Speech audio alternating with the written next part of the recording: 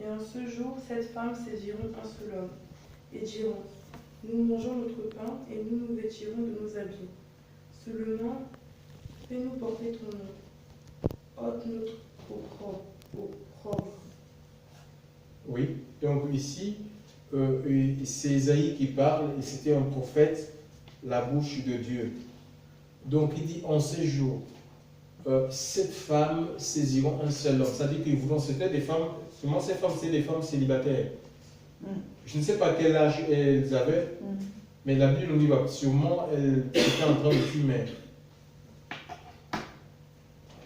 Peut-être que le temps est en train de passer, est-ce que, et se poser plein de questions, du ben, autant accepter, rentrer dans, je ne sais pas comment ça se passait à cette époque-là. Peut-être que la polygamie existait ou était autorisée, ça je ne saurais le dire. Mais je crois que oui, parce qu'à l'époque, ces gens-là, ils prenaient, par exemple, il y a, par exemple, quand quelqu'un qui était marié mourait dans la famille, donc le frère du défunt pouvait prendre la femme. Oui, bon, c'est pas le cas ici, mais là, il nous dit que ces femmes-là, souvent, elles étaient désespérées, c'était déjà désespérées par rapport à leur âge. On dit non. Nous allons nous approcher sur un seul homme. Un seul homme. Par contre, il y a quelque chose qui est dit. Nous voulons porter ton nom, nous voulons être appelés. Disons peut-être que l'homme s'appelait Monsieur Dubois. C'est un exemple. Hein. Nous voulons être appelés du nom de Madame Dubois. Toutes ces femmes voulaient porter le nom de Dubois. Mais, sauf que nous voulons manger, en même temps nous voulons manger notre propre pain. Nous voulons nous vêtir de nos propres vêtements. Mais quand tu décides de t'allier à quelqu'un, surtout un homme par mariage, la Bible nous dit les besoins de la femme se porteront sur le mari. Donc c'est normal, c'est l'homme qui est censé prendre soin de son épouse. Oui. C'est écrit comme ça, c'est d'après la loi de Dieu en fait. C'est l'homme qui doit s'occuper de sa femme. Les besoins, il est même écrit, les besoins de la femme se porteront sur son mari. Donc mais là c'est le contraire. Oui. Les femmes, ces femmes-là disent, nous voulons seulement le nom. Le nom. Ben, mais nous vêtirons nous-mêmes de nos propres vêtements. Tu n'as rien à me dire sur ma tenue vestimentaire, je m'habille comme je veux. Tu n'as rien à dire et j'achète mes propres habits à moi. Je mange ce que j'ai envie. Je mange ce que je veux. Mais enlève tout simplement mon opprobre. Leur opprobre, c'était comme, disons, c'était le célibat. Oui. Tu vois? C'était le célibat en fait. Mais ici, les femmes, c'est plus que cela. Nous allons essayer de faire une transposition. En fait, les femmes, ici, ça image l'Église. L'Église du Seigneur. C'est ce que nous sommes. Nous sommes l'Église. Il y a une seule Église. Hein, au-delà des groupes. Au-delà des assemblées de maisons, ici et là, l'Église universelle, le Seigneur voit une seule Église et tous les groupes, toutes les assemblées dans le monde, ça ne forme pas plusieurs églises devant Christ, parce que ce sont les membres en fait, tous, parce que quand nous sommes, d'après 1 Corinthiens chapitre 12, 13, nous sommes abreuvés, baptisés par le Saint-Esprit pour former le corps de Christ. C'est un corps qui est invisible. Ça veut dire que chacun de nous, peu importe là où nous sommes, ça veut dire que quand nous recevons le Saint-Esprit, nous devenons soit le doigt, soit le pied, soit la main, soit l'œil. Et vous savez, la Bible nous dit que la tête de Dieu en fait. Et la Bible nous dit que la terre, c'est le marchepied de Dieu, le ciel est son trône. Imaginez un peu que les rois, ils sont assis sur les trônes. Tu vois, et tout le ciel, c'est seulement le trône. Et toute la terre, c'est le marchepied. C'est son marchepied. Ça veut dire que quand Dieu pose son pied sur la terre, Oui, il prend toute la terre. Il prend toute la terre. Donc, et c'est nous formons donc nous formons son corps. Donc nous sommes son épouse. Nous sommes l'épouse du Seigneur. Et mais ici, il nous est dit, donc, mais comment est-ce que, en même temps, et aujourd'hui, on voit, il y a cette attitude en fait, hein, que certaines femmes peuvent avoir vis-à-vis de leur mari. Le Seigneur, le propre peut représenter diverses choses. Nous venons au Seigneur, ça peut être des maladies, ça peut être l'échec, ça peut être le célibat, comme dans le cas de ces femmes. Ça peut être le chômage, tu vois. Et on prie Dieu, Seigneur, intervient dans tel domaine. Ça peut être la stérilité, le pauvre, en l'aide ça. Mais en même temps, le Seigneur ne peut pas rouler notre opprobre si dans notre cœur, nous ne sommes pas décidés, nous, de vouloir l'enlever. Non, mais on ne peut rien enlever par nous-mêmes. Sinon, on ne priait pas le Seigneur. Si on avait la capacité de changer les choses dans notre vie, mais on n'aurait pas besoin de Dieu. Tu vois? Donc, on veut que Dieu ouvre des portes. Il veut ouvrir des portes. Il veut, parce que si Dieu ne nous appelle pas pour dans la confusion. Dieu ne nous a pas choisi pour que nous soyons dans la honte. Non. Il veut enlever notre honte. Il veut que nous marchions tête haute devant nos ennemis. Il veut taire nos ennemis. Les gens qui disent non, mais ceux qui ont proféré les malédictions, cette personne ne réussira pas. Cette personne n'ira pas loin. Dieu veut étendre nos limites, il veut le faire. Mais il ne le fera pas si on a l'attitude, on se comporte un peu comme ces femmes dont nous parle le prophète Ésaïe.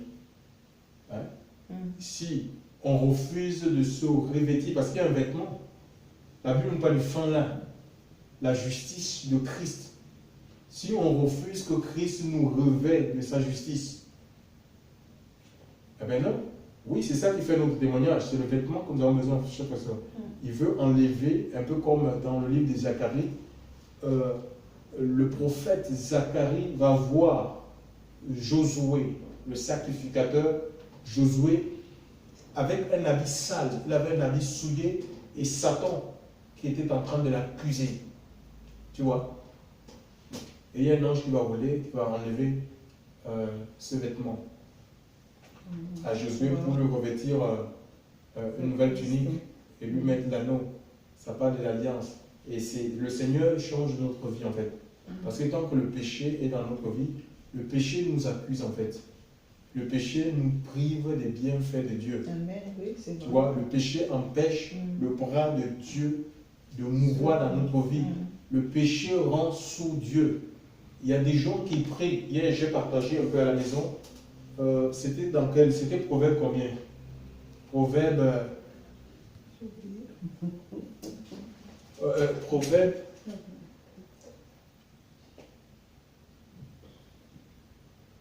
C'était le verset 9 le Proverbe, je ne sais pas, Proverbe 26, où le Seigneur disait, celui qui n'écoute pas, celui qui prie, mais celui qui se détourne son oreille pour ne pas écouter ma loi, sa prière même est une abomination. Vous voyez? C'est dans le livre des Proverbes. Si je peux me permettre. Oui, vas-y. C'est Proverbe chapitre 23, verset 9. Oui, Proverbe 23, verset 9. Tu vois, celui qui détourne son oreille pour ne pas écouter la loi, écouter dans le but d'obéir à la loi de Dieu. Et il y a des gens comme ça. Ils veulent prier, mais ils n'obéissent pas à Dieu, ils ne veulent pas obéir au Seigneur. Ils ne veulent pas soumettre leur existence à celui qui les a créés. Tu vois, la prière, c'est une abomination. Ça veut dire que Dieu n'entend pas, chers frères et sœurs. Si on est dans un état de péché, on vit dans le péché, on a choisi de marcher dans la vie de péché, mais la Bible nous dit que le péché nous sépare de Dieu. Isaïe 59. Le péché nous prive, il dit vos mains sont souillées de sang, des avortements. Tu vois, et même si la loi autorise C'est pas parce que la loi des hommes autorise Que Dieu des choses, des assassinats, qu'on peut se référer à cette loi pour justifier nos crimes, en fait. Parce que la seule loi qui prévaut, c'est la Bible. Alléluia. C'est notre constitution. On ne peut pas la modifier. Les hommes peuvent inventer toutes les lois qu'ils veulent. Les hommes qui se marient avec les hommes, les femmes avec les femmes, avec des animaux. Avec des animaux. Ça, ce sont des lois humaines, ça. Mais ça ne change pas. Et ça ne peut pas changer la parole de Dieu. La Bible nous dit que les paroles sont un solide fondement. Alléluia. C'est un solide fondement. Et les paroles lui servent de sceau dans 1 Timothée 2, 19. Donc on ne peut pas modifier la parole du Seigneur. On ne peut pas négocier la parole de Dieu pour amener les gens à vivre. Vous pouvez suivre les pressions surtout. Peut-être si Jordan, peut-être Dieu demain te fera grâce de conduire les gens, mais les gens feront pression sur toi. Mais quitte à ce que ces personnes partent, ils voudront que tu laisses les jeunes filles avoir des copains, comme ça va faire grandir l'église. Laisse les femmes seules avoir, même si elles ont des hommes comme ça, les concubins et tout, comme ça nous fera des âmes. Non, mais des âmes sans Dieu, sans vie, sans espérance divine, ça n'a aucun sens, chers frères et sœurs dans le Seigneur. Ce qu'on veut, c'est la vie de Dieu. Ce qu'on veut, c'est la crainte de Dieu. Et si nous cultivons la crainte du Seigneur, c'est-à-dire si nous acceptons de nous revêtir des vêtements de Christ, c'est Jésus qui nous habille. C'est lui, il prend soin de son Église. Alléluia. C'est lui l'époux en fait. Et de manger son pain. Son pain, c'est quoi? C'est la parole de Dieu. C'est lui qui nous nourrit, nous donne la nourriture, l'aliment spirituel qui est en fonction de notre âge. On ne peut pas manger, on ne peut pas boire du lait tout le temps. Et c'est qu'à une période, il faut peut-être qu'il y a pas traversé ce qu'on appelle une période de sevrage. C'est comme les enfants. Les femmes qui accouchent, ils vont donner du lait, mais c'est pour un temps. Après, ils vont sévrer cet enfant. Tu vois? Donc, ils vont le priver petit à petit de cet aliment pour passer à une autre alimentation. Et c'est ce qui se passe avec le Seigneur. Dieu veut qu'on grandisse. Et pour nous amener à grandir, il va nous amener, nous, à reconnaître nos limites. Il va nous mettre face à nos limites. Et ça, c'est l'effet de la parole de Dieu. Tu sais que non, mais là, je suis bloqué. La colère, comment est-ce que je peux toujours réagir dans la colère face à la même situation? Je mets en colère, je n'accepte pas mes torts. Mais là, il y a un problème. Seigneur, viens au secours de ma vie, viens au secours de mon intégrité, parce que je suis un enfant de Dieu. Je ne peux pas réagir comme ça 1 an, 2 ans, 3 ans. Mais si j'essaie de m'auto-justifier, de trouver des excuses, je ne vais pas grandir, chers frères et sœurs. Je vais rester dans cet état-là. Mais ce n'est pas la volonté de Dieu. Ce n'est pas le but du Seigneur. Pour notre vie, nous devons aller. Dieu veut qu'on aille de progrès en progrès, de transformation en transformation. Et pour nous transformer, il va extérioriser. Ça, c'est le Saint-Esprit qui le fait. Il va extérioriser les choses qui sont cachées en nous. Qui sont cachées en nous. Il va les amener en surface, chers frères et sœurs. Alléluia. C'est vrai. Amen. C'est comme ça que ça se passe en fait. Donc, oui, ne soyons pas comme ces femmes qui veulent le nom. Seigneur, je suis chrétien, je suis enfant de Dieu, mais ils ne vivent pas la vie de Dieu. Ils ne respectent pas le Seigneur. Chers frères et sœurs, la Bible nous dit dans Éphésiens chapitre 5, il dit, femmes, soyez soumises à votre propre mari. Et le mari ici, c'est Jésus. Hein? Soyez soumis à votre propre mari comme au Seigneur, parce que le mari est le chef de l'assemblée. Parce que le mari est le chef de la femme, comme aussi le Christ est le chef de l'église, de l'assemblée. Donc l'homme est le chef de quoi? De la femme. C'est comme ça. Il n'y a pas, l'homme et la femme ne sont pas égaux. Enfin, si les lois, ça ce sont les lois des hommes. Mais la Bible nous dit, c'est d'abord Adam qui a été créé. Et la femme a été tirée de l'homme, de la côte d'Adam. Donc c'est comme ça en fait. Et il est dit que donc Christ est le chef de l'Église. Donc nous sommes l'Église. Donc il est notre chef, la tête. Alléluia. Je ne sais pas où le corps peut aller sans la tête. Non. Tu vois, c'est la tête qui donne la direction. C'est la tête qui donne la direction. Le corps suit. Et Dieu, le Seigneur, il nous conduit par le Saint-Esprit. Il a donné le Saint-Esprit pour nous diriger. Nous devons suivre la direction du Seigneur, qui n'est pas la direction des hommes. Les hommes peuvent essayer de vous détourner du plan de Dieu. Chers frères et sœurs, vous sortez de la volonté de Dieu en disant Dieu m'a dit, Dieu m'a dit. Tu as besoin de la confirmation. Heureusement que Dieu a donné le Saint-Esprit au-dedans de nous. Alléluia. Pour nous confirmer, pour nous donner les confirmations, les convictions. Alléluia. Amen. Sans conviction, il ne faut pas agir. Sans conviction, ne suis pas. Amen. Tu vas te mettre à tourner en rond comme ça en disant oui, c'est aussi les gens qui sont des chrétiens, ils ont parlé. Il faut plus écouter la voix intérieure, le témoignage intérieur. Tu n'as pas de paix dans un projet, mais est-ce que ce n'est pas un projet qui vient de Dieu?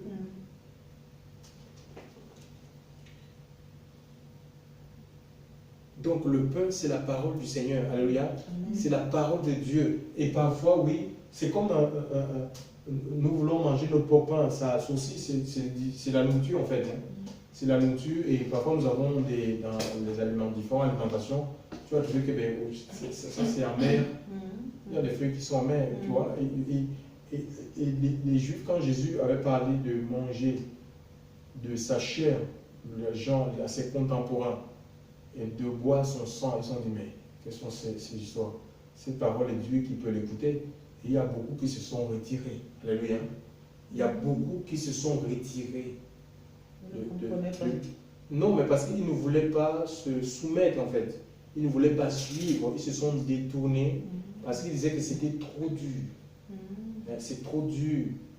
Il est trop exigeant, le Seigneur. Oui, Dieu veut entièrement notre vie. Et c'est une erreur de se détourner. Si on se détourne de Dieu, mais ça dit qu'on va se perdre en fait. Tout à fait. On va se perdre. Le Seigneur est venu et il nous appelle toujours à lui et il veut notre bien-être en fait. Amen. Il veut notre bien-être. Il y a un abondant pardon auprès de lui. On peut lire Jérémie chapitre 17, verset 13. Jérémie chapitre 17, verset 13.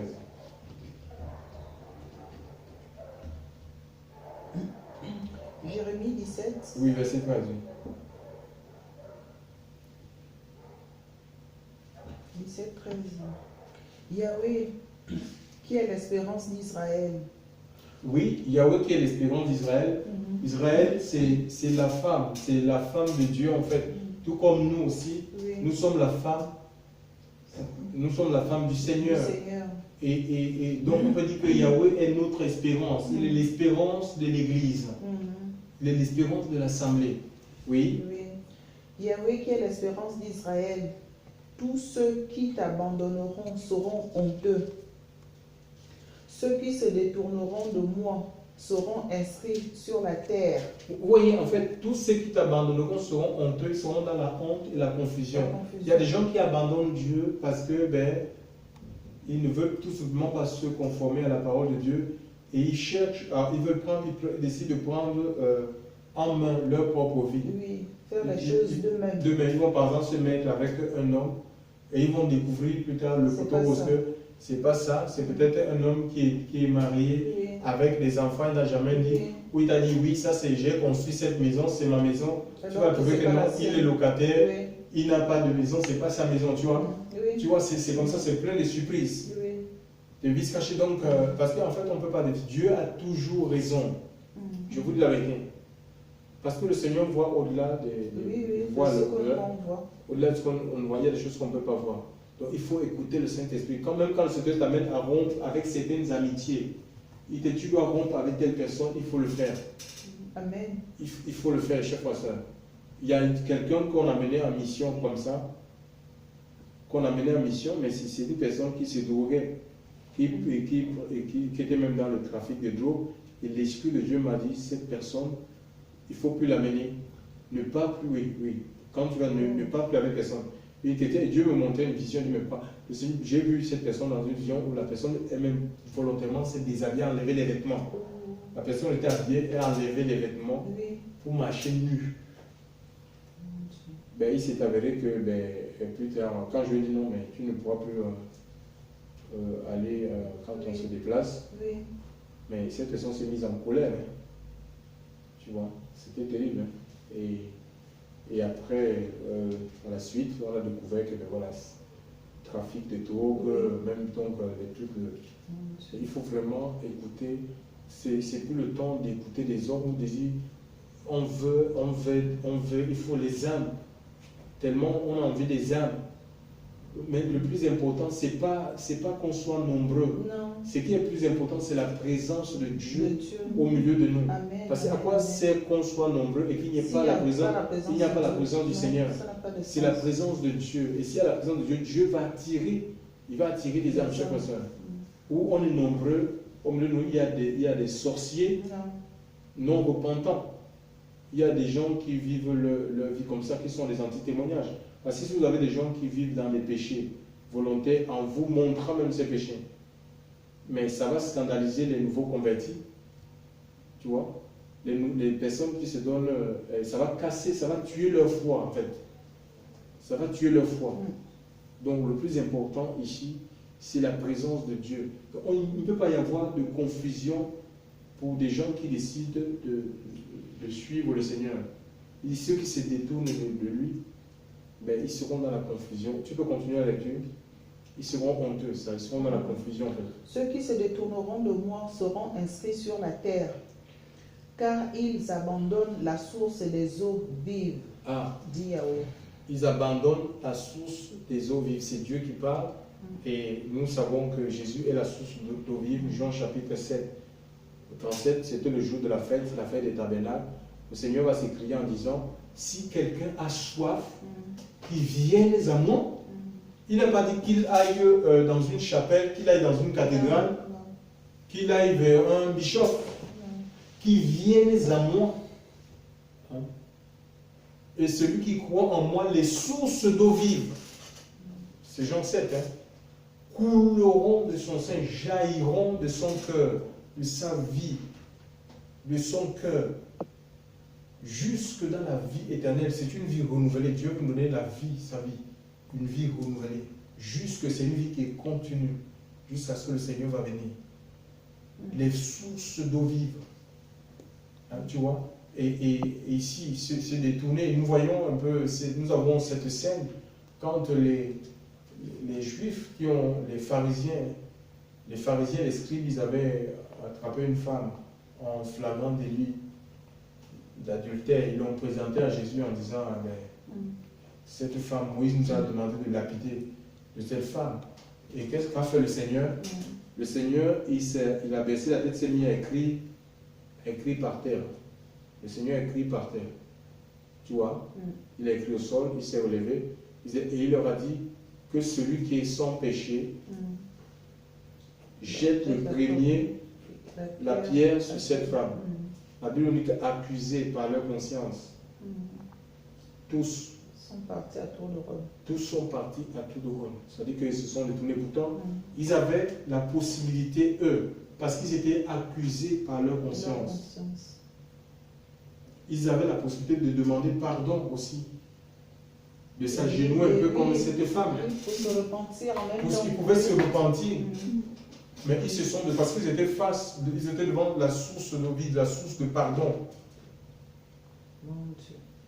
Mais ils ont préféré se détourner. Ils se sont détournés. C'est-à-dire qu'ils ont refusé le changement que le Seigneur leur proposait. C'est un peu comme aujourd'hui. Pourquoi les gens n'aiment pas venir à la lumière? Parce que leurs œuvres sont mauvaises. Parce que quand tu viens à la lumière, l'Esprit de Dieu va t'amener à confesser publiquement des choses que tu fais dans les ténèbres. Et les gens, ils ne veulent pas. Soit ils préfèrent la gloire des hommes. Ils préfèrent qu'on les apprécie là-bas. T'es une grande personne, t'es une grande dame, t'es ceci, t'es cela. Alors qu'au fond d'eux, ils sont malheureux. Ils souffrent. ils se sont détournés, dans Jean 8, ils se sont détournés du Seigneur. Et la Bible nous dit là que ceux qui se détournent de Dieu, ils auront leur nom inscrit sur la terre. Et Jésus écrivait au sol. Oui. Tu vois, ils écrivaient au sol. On peut lire Jean 8.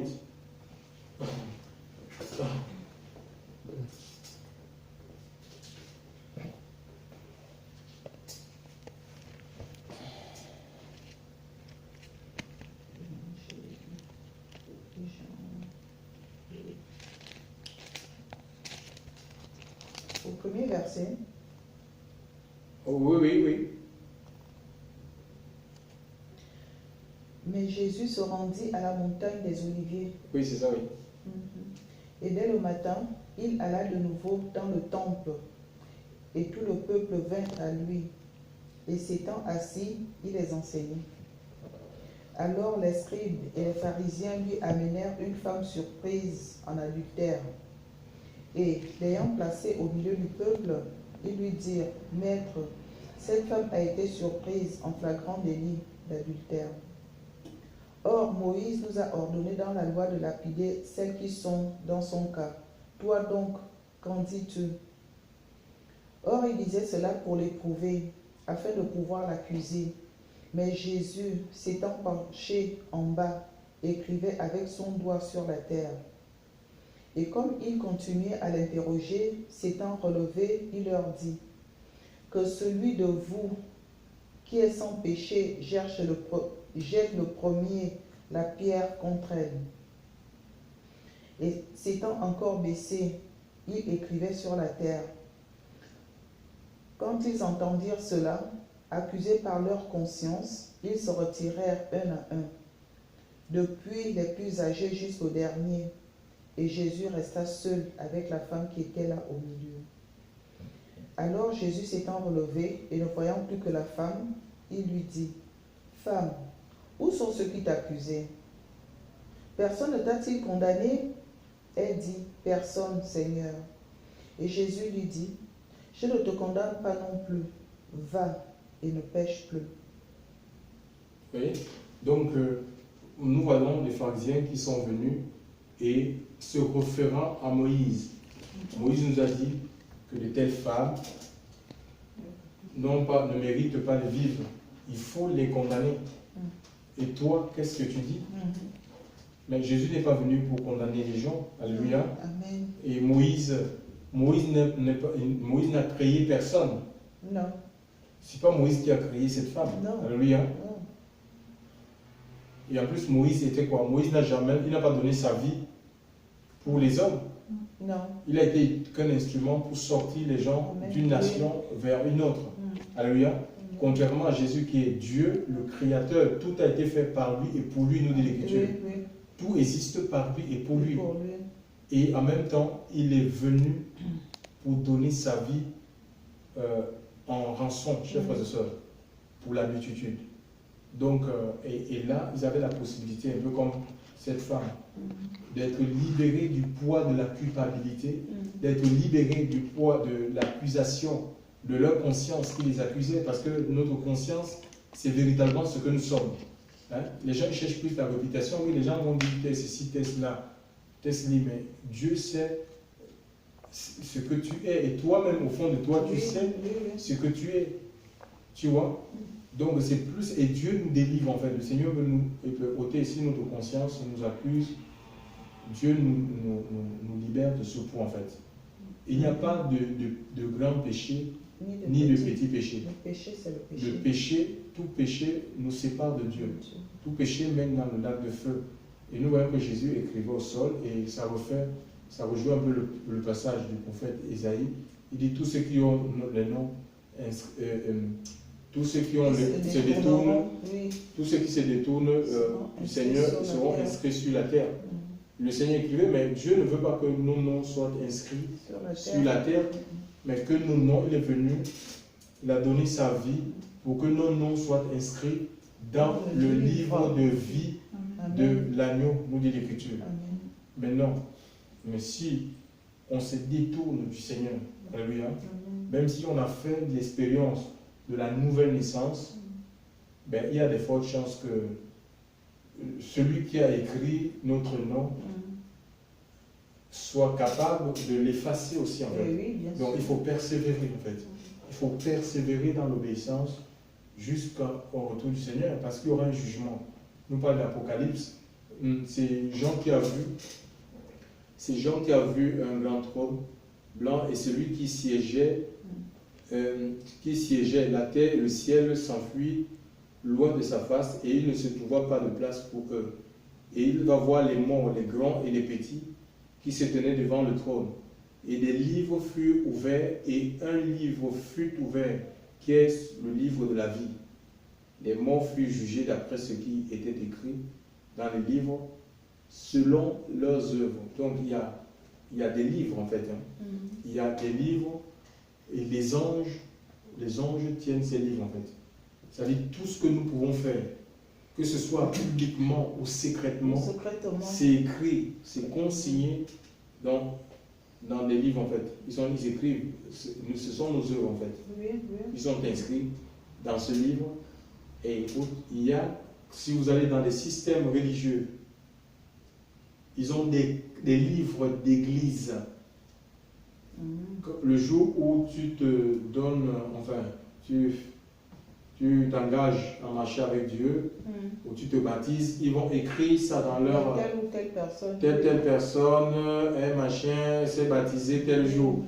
Ils ont les livres. Quand tu montes, tel est monté ancien, tel est devenu diacre. Ils ont des livres.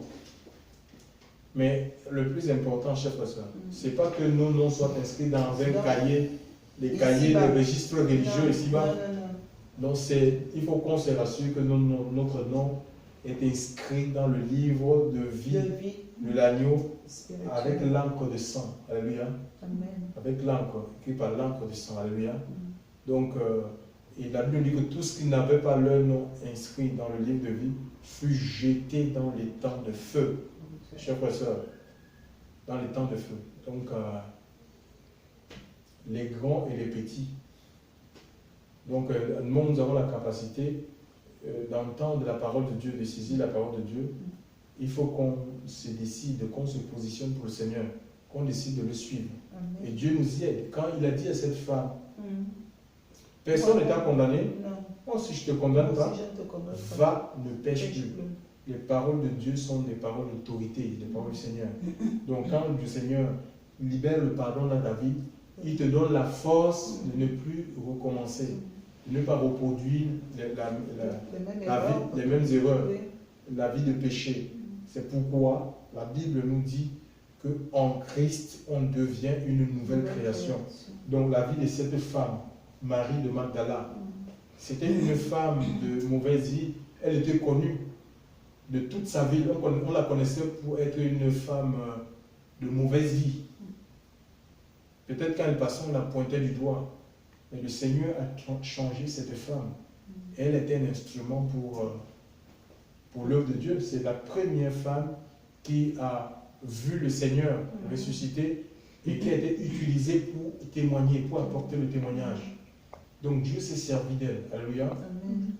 Donc il n'y a pas de situation désespérée avec le Seigneur. Peu importe notre situation, notre cas, de quelque chose de mal, de mauvais, le Seigneur peut sortir quelque chose de bien. Oui. Peut sortir quelque chose de bien. Alléluia. Il est Dieu, c'est lui notre Créateur. À lui soit toute la gloire. Donc le Seigneur veut que nous ne nous contentions pas ce soir d'être appelés du nom de chrétien. Alléluia. Pourquoi m'appelez-vous Seigneur, Seigneur? Et vous ne faites pas ce que je vous dis. Vous n'obéissez pas à ma parole. Vous n'acceptez pas mes enseignements. Tu vois? S'il est Seigneur, il mérite qu'on obéisse à sa parole. Il mérite qu'on se soumette à lui. Alléluia. Donc on doit se soumettre à sa parole. On doit se mettre sous la couverture de sa parole. Amen. Ainsi, le diable ne pourra pas toucher à nos vies. Amen. Que son nom soit béni. Seigneur, je te rends grâce